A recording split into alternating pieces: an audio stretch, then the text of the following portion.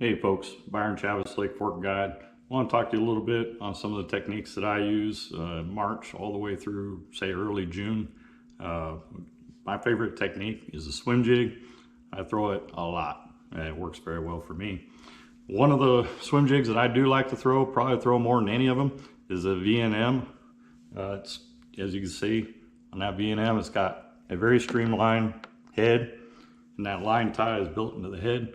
That just allows it to come through the muck, the weeds, all that stuff very well. In comparison to a jig that say has a big old eye sticking out in front of that head, this comes through a lot better. I also throw a 1/4 ounce, and that's very important too. It's going to help float over the top of the weeds and the muck and different things like that. I just got to slow my retrieve down just a little bit. What I personally like to throw is a X-Zone adrenaline crawl. You can see that I've cut 3 segments off of that, and I've tapered it on all sides. I like to taper it so it's more streamlined. It's gonna end up looking like this. So I throw a white, okay, that adrenaline crawl right there is bluegill, another really good color. I like this one a little later in the year, you know, in that June time, when them bluegill and stuff really get up there. And then early in the year, especially when you got a little dirtier water conditions, I'll throw like the orange, red, reds, okay?